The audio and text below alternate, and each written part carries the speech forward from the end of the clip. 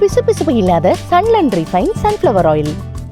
வடலூரில் மக்கள் எதிர்ப்பை மீறி வள்ளலார் சர்வதேச மையம் கட்டினால் அதிகாரத்திற்கு வரும்போது இடித்து அகற்றுவோம் என நாம் தமிழர் கட்சியின் தலைமை ஒருங்கிணைப்பாளர் சீமான் எச்சரித்துள்ளார்.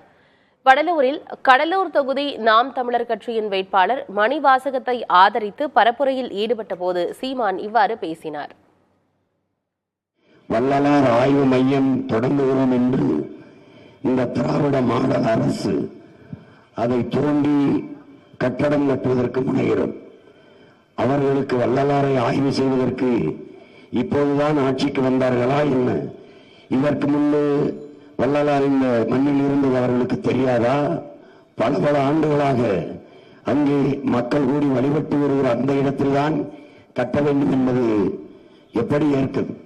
பக்கத்தில் வேறு ஏதாவது இடத்தை தேர்வு செய்து நீங்கள் கட்டலாம் என்பதுதான் சன்மார்க்கத்தை ஏற்றுக்கொண்ட எனது உறவுகளினுடைய விருப்பம், எல்லோருடைய விருப்பமும் கூட. கட்ட வேண்டாம் என்பதில்லை, அந்த இடத்தில் கட்டக்கூடாது. அதிகார திமிரில் மீண்டு கட்டினால் நீங்களே நிரந்தரமாக அதிகாரத்தில் இருக்கப் போவதில்லை.